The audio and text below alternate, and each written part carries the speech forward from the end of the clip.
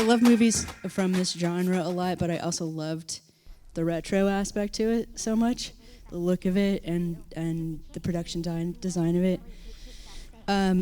So this is based on a short story by Stephen King's son. That's right. And so I'm wondering, how did you come into contact with the story and then want to do an adaptation? I read the short story when it was first published 16, 17 years ago or so. I just wandered into the Skylight bookstore in Los Feliz and went to their new horror section, and they had 5 or 6 books, and 20th Century Ghost by Joe Hill was one of them.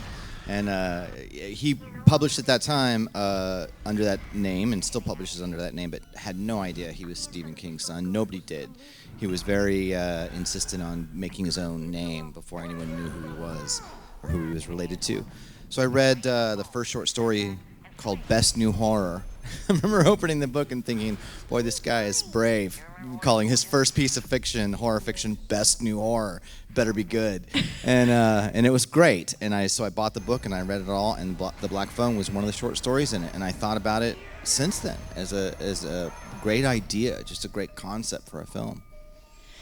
Yeah, I have to say, I'm Generation X. I was born in the 70s, grew up in the 80s, in the heyday of killers of these types. So when I watch it, I feel like I get a little extra scared because I remember being scared because this was really happening in the time period in which I grew up. And, the creeper van. What was it about... there's this film is a serial killer movie, but it's with a twist because it's really more focused on the victims. Is that part of what attracted you? Well, it was when I read the short story. It was 2 things. It's very deceptive, actually, to even really not realize what an amazing original idea it was to combine a serial killer story with a ghost story. I had just never seen that done in any kind of effective way before. But Joe's story was also told really empathetically. I remember feeling moved by it and feeling moved by Bruce Yamada. There was only one victim in the original story.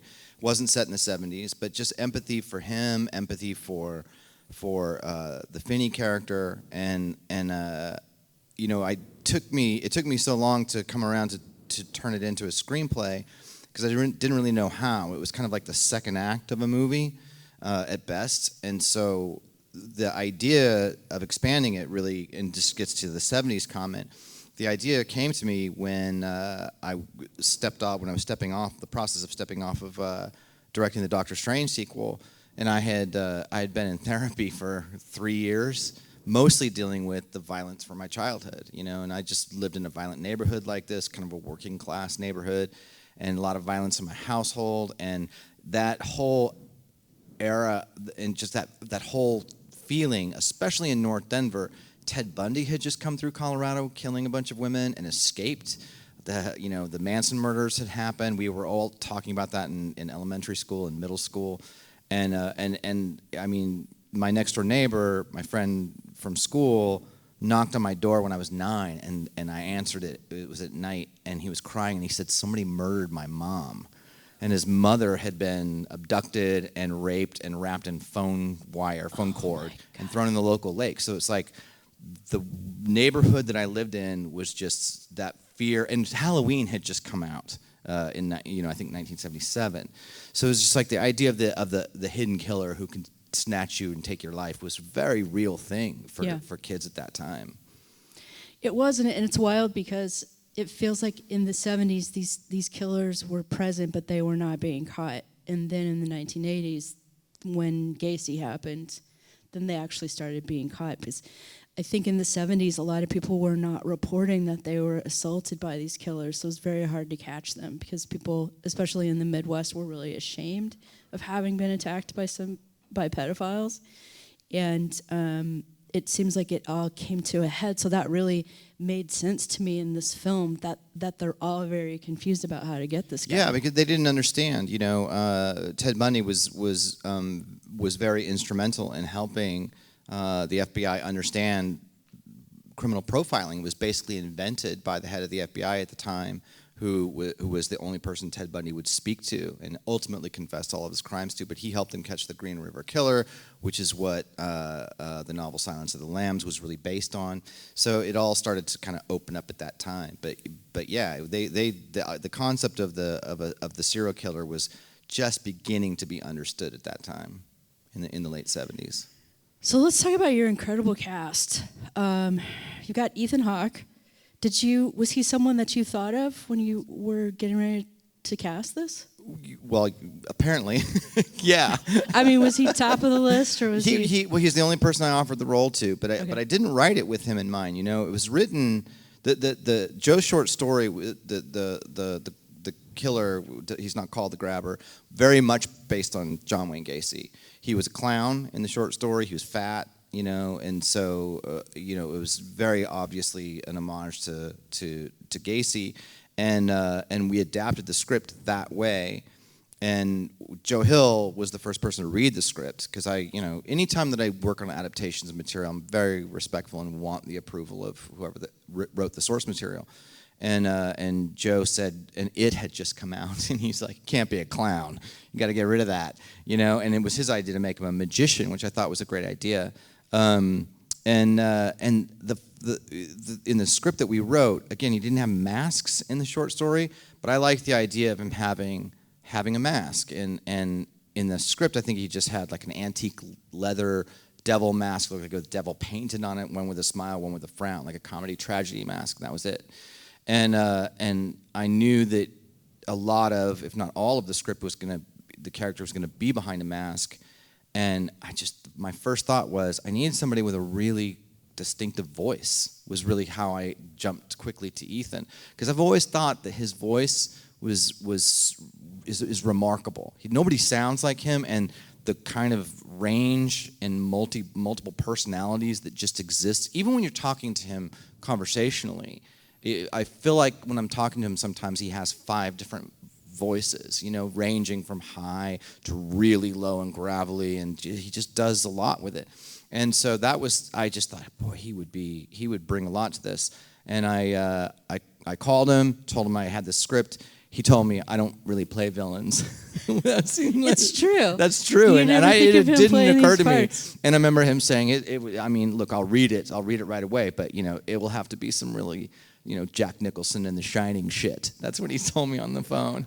And I sent it to him, and I thought, he's never going to do this. And then I woke up in the morning, and there was a voicemail on my phone from Ethan, and I played it, and it was the voice of the grabber that you hear in the movie saying one of the lines from the script, and that was it. Just a creepy message, in the morning. And that was his way of telling me that he was going to do it. Do you want to see a trick? Yeah, exactly. but also, once I had him, the masks had a lot to do with casting, with him agreeing to do it, because I didn't think I'd get a movie star to play that role. I just didn't see that really happening, and I was elated that he wanted to do it. And then when I went into pre-production, I was like, I have Ethan Hawke. I kind of want to see him a little bit, And that started me down the line of thinking of the mask being divided, that he could wear sections of it. And then it was like, then it sort of expanded into 3 masks. Each of them could be divided in half. And that became really important to the character in terms of what mask does he wear when, what's he trying to communicate to terrorize or present himself to his victims. That mask and the mask design's terrifying, and the whole it's got different expressions. He's got 2 different halves, the top half and the bottom, and you can change.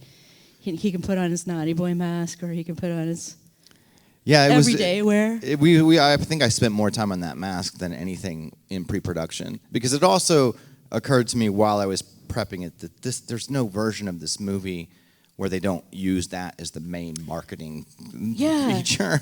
It also feels like every horror film has an iconic image from it. You know what the iconic masks image is are a from Halloween. big tradition. Yeah, Halloween and Friday the 13th and Ghostface and I got excited at the idea of trying to create an iconic mask, but something that was progressive and new and did more than what. And also, just I like the idea of the masked serial killer.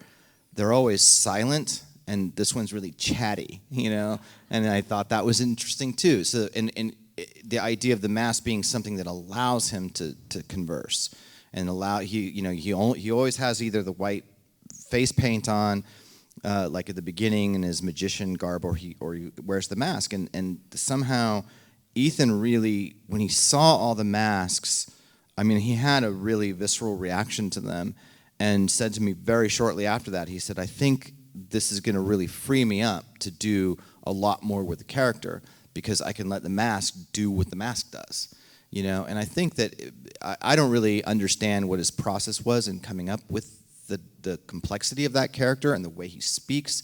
I feel like there's like 5 different versions of him the more that I watch the movie, you know. But I think a lot of that had to do with the room that he felt like he had, because he could let the mask do so much work on its own. Did he end up relishing playing a bad guy in the end? Oh, he had a great time doing this movie. He did, yeah.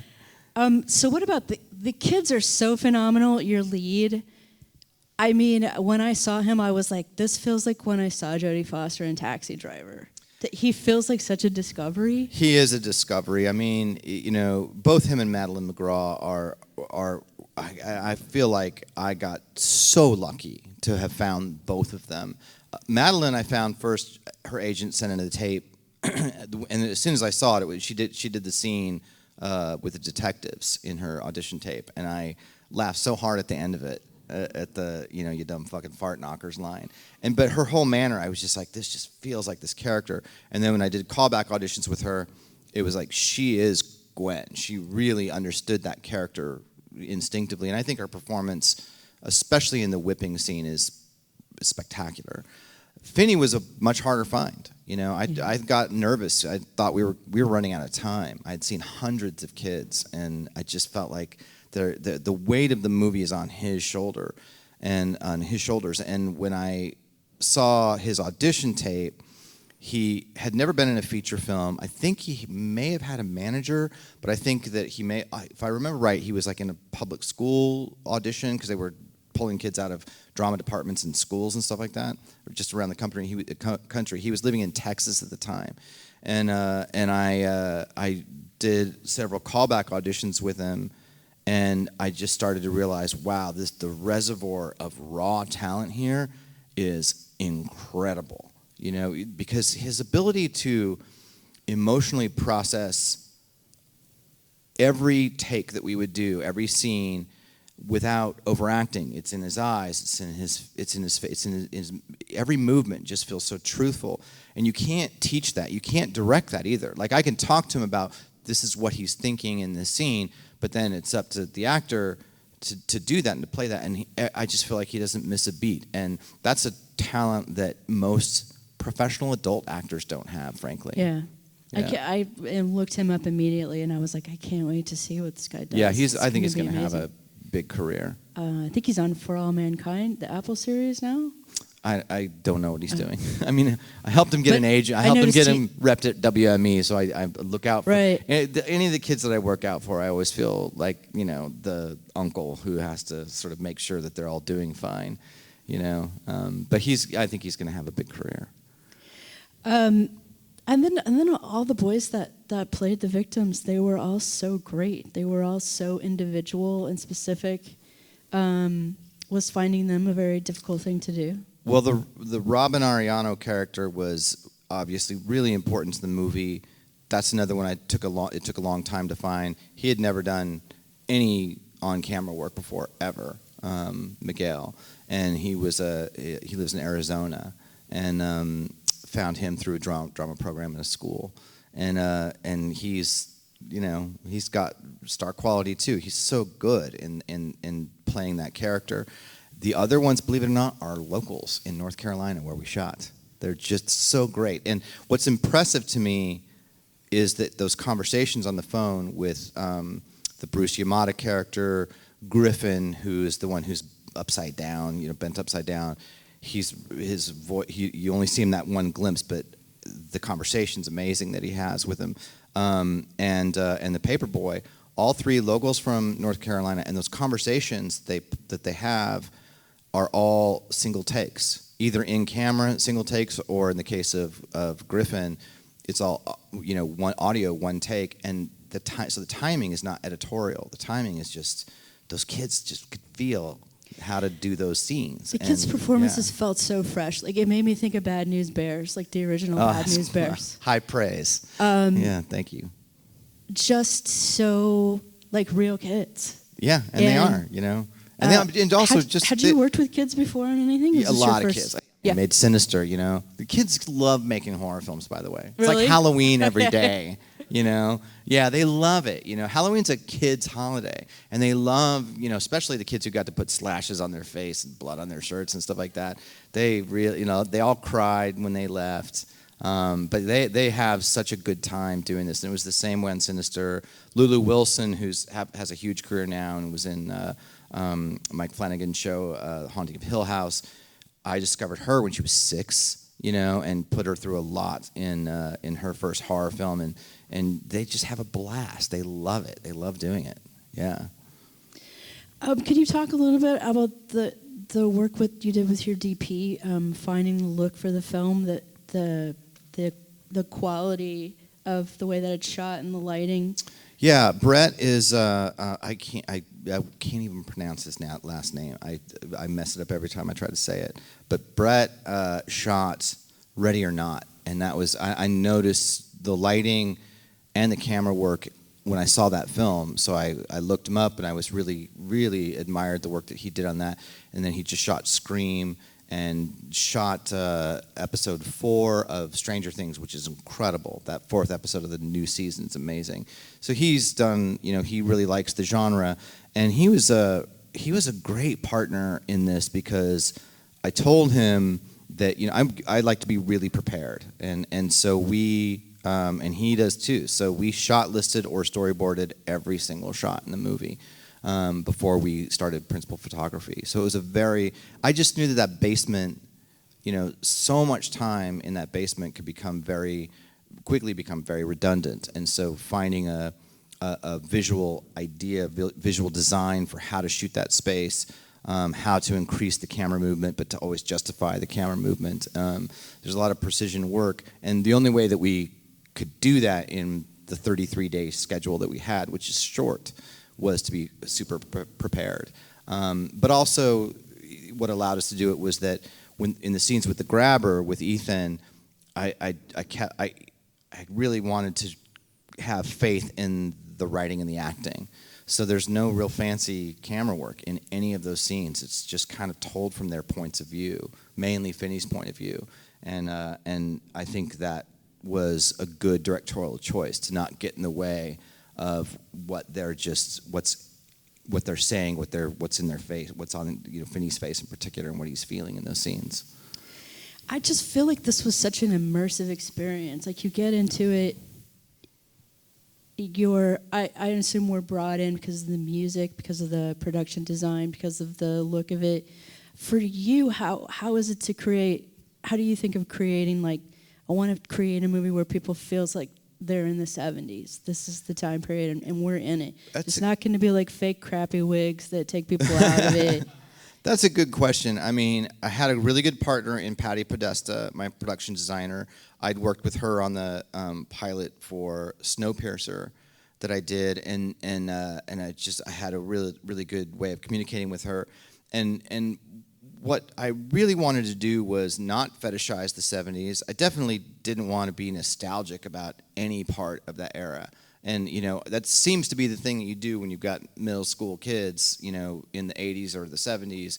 Everybody wants to be nostalgic about that time. And it's just like, I don't feel that way about that time in my life. The primary emotion I associate with my life at that age is fear. And my whole childhood was a lot of fear. And so the 70s look and feel, it was less about trying to create something that looked like the 70s and get something that felt like the 70s. And I think that when we went to North Carolina, we got really lucky because I was scouting, and I thought I was going to have to say, we can't shoot here, because I just couldn't find. I liked they had the red brick houses, which looked like houses where I lived. That was great. But it wasn't until we found this one little pocket area in Wilmington, North Carolina, that had all the chain link fences. And when I found all those fences, I was like, oh, this feels like home, you know? Yeah. And it's just not just the fences, but they're rusty and they're broken and they've got the barbed X's at the top of them, you know, that are just totally unsafe, and you're cutting your hands on them all the time. And that it was sort of like picking these little patches of visual material that was there. And I felt like if we had that and the wardrobes were right and the sky was overcast, which was really great for like Denver in the fall. It just all kind of came together. But again, it was all about the feel of it, and I didn't want anybody to be watching and going, "Oh, I remember those socks," you know, or you know, anything like that. It was much more about feeling like I actually really love that. I saw I think the pair of Converse that he's wearing with like red and blue on the side. I had a friend that had those, and I'm thrilled when I see those details. I'm like, oh my God, I love those shoes. You know, I noticed your DP also shoots for Stranger Things, and that's another show. It's completely immersive, you know, in the 1980s. Yeah. And you just love the details because you're like, I had that freaking jacket. So for those of us that lived in that time period, it's such a thrill. Well, this is such a fantastic movie. You're off to the New Bev after this to show it. They're showing in 35 millimeter. Are they going to show it in 35 again over there? Yeah, they made Blumhouse struck a print of it in 35 millimeter, and right. And I really like those guys at the New Beverly, so I contacted them and said, and I saw I color timed the print, and when I saw it, it's actually the best looking version of the movie, the 35 millimeter transfer. And you know, the stuff on Super 8 is shot on Super 8, so Brett did a great job of testing stocks and finding the right Super 8 stock for each of those dream sequences. But the transfer on 35 is glorious. It looks so good. So does everybody get a 35 master, or you basically only filmmakers that ask for it? Jason makes one. He makes one and archives it. And I told him, I said, well, it doesn't matter if you're only making one. It's important to me. He's such a good dude, and so I went and color timed it, and then just like 2 weeks ago, delivery guy showed up, and Jason struck a 35 millimeter print and sent it to my house and gave me my own print of it, which is great. I really like owning my own 35 print of it. That's fantastic. Yeah. It's really worth it. I mean, if you get to see something in 35 and digital, you really know. When you see that projected, you really know the experience of seeing a 35 is really special. So. Yeah, it is. It's great. Well, I think that's all I want to. I have a tendency to forget my last questions that I feel like there was something else that I wanted to ask. My favorite color is blue. Your favorite color is blue? No, it's actually Me green. too. I don't know why I said that. I love blue. It's actually everything I say up here is a lie. You know, the last two screenings that we've had, I asked the question. They were Marcel Duchel and who's the other one that we showed? Brian and Charles. I asked them if pretty young filmmakers, if the MCU called, are you going to do it? Well, you're someone who has. The MCU has called you. Yes, they have.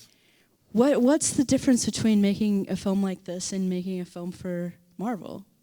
You know, on the one hand, every film that I've made, on the one hand, is exactly the same. Sinister was a $3 million budget. This was 17. Doctor Strange was over 200. Every movie I've ever made, you don't have enough time and you don't have enough money. You know, it's just the same problem every time. It's I don't know why that is, but it always seems to be that way. I think that you know, I had a really good experience at Marvel. I really did. I think that Kevin Feige, you know, a lot of people have different attitudes about him. My experience with him on making that movie was, you know, he was a great creative partner. I think he's the only producer and certainly the only studio head that I think deserves to be called an artist. He really tortures himself over the creative process that he's in to make sure, you know, wanting the movies to be really good. That was the case at least when I was making Doctor Strange, but it is a very collaborative process. You know, there's a lot of servicing what makes a Marvel movie a Marvel movie. I got a lot less of that, I think, than most directors, though, because Doctor Strange didn't have any MCU tie-ins at all. You know, how fortunate to be able to make one of those movies and make it from scratch originally. And I think that they were, before I came along, I came in with a huge presentation, a 90-minute presentation of what I thought. I loved the comics so much. And I don't think they really knew what they wanted to do with those comics. And Kevin really trusted my vision for it, you know, and let me make a very weird, very psychedelic movie, and was really supportive all the way along. So I don't have anything bad to say about that. But there is a big difference between that and making something personal. And there's a lot of personal things in Doctor Strange. It's a spiritual movie. It's a psychedelic movie. Those were all things that I really wanted to do. But you know, something like this, I wrote the script with my writing partner Cargill in 6 weeks. It's a deeply personal movie. All the kids in this were taken directly from kids that I knew as a kid, you know, and I never got forced to change anything. There was nothing in the script and there was nothing in the making of the movie that isn't the way that I wanted it to be. And that's to Jason Blum's credit. You know, he just really trusted me to do things the way that I wanted to do them. Yeah, and I didn't have to reshoot anything. It was great. You know, so that's the benefit of having some credibility as a filmmaker, and then having a producer like Jason who essentially gives you final cut. Thank you for talking about that. I watch every film that I can get my hands on, including Marvel and films like yours. I think anybody that's against Marvel is really just against that becoming the only thing that we make. That's the only thing that we're interested in making in our industry. Yeah, I have a very different attitude about that than a lot of people do. You know, I mean, I grew up, you know, the one real saving grace in my household is that my family did love movies. My parents liked movies, so I saw a ton of movies growing up. You know, we would go to the matinee and then grab fast food and then go to a double feature at the drive-in. So I'd see like 3 movies in one day, you know, which at that time people just didn't do. And I saw so many movies growing up, and all genres of movies. Didn't see any international cinema. I discovered that, you know, after high school. But I think that I just feel like a love for movies is something you either have or you don't. Kevin and those people, Victoria, Lou at Marvel, they love movies, you know, and they don't just love their movies. They love, in fact, that was my running joke with Kevin. Whenever he would give me a note that I didn't like on Doctor Strange, I would always say to him, "Why do you hate movies so much?" You know, that was my running joke. And then one day I said it to him, and he stopped and he goes, "I don't hate movies. I just hate our movies," which is because again he's so brooding about every show. But here, just as a long answer, but it's important. You know, I think that I remember that time of growing up and going to the multiplexes and seeing whatever I could, and then, you know, going to college and then going to film school and exploring international cinema, which is probably personally my favorite. You know, Japanese cinema and historical European cinema is probably my favorite. Those are my favorite movies in the world. But there's more options of great things to watch now than ever, you know. And I learned the history of international cinema on VHS. You know, I don't discount those experiences. So I think the fact that we can see things on HD TVs and good transfers, and that there's so much new content streaming, and there's always a lot of movies out in theaters. I watch a lot of movies, and I've never run out of great shit to go watch. So the idea that, you know, Marvel is ruining movies and, you know, they've taken over the multiplexes, and it's like, hey man, if you're running out of great, interesting, independent films to see, you see more movies than I ever have, and I've seen a lot, you know. So I think it's an exciting time for content in general, for whether it's, you know, commercial movies or independent films. I'm getting the signal television. that we have to hustle you down to the new Bev. But I just want to say thanks for making this. It's so fun to have a great summertime horror. Summertime's the best time to have a horror. I don't know why it always Yeah, feels I think like so that. too. And thank you so much. And thanks everybody for coming out. Thank you for coming.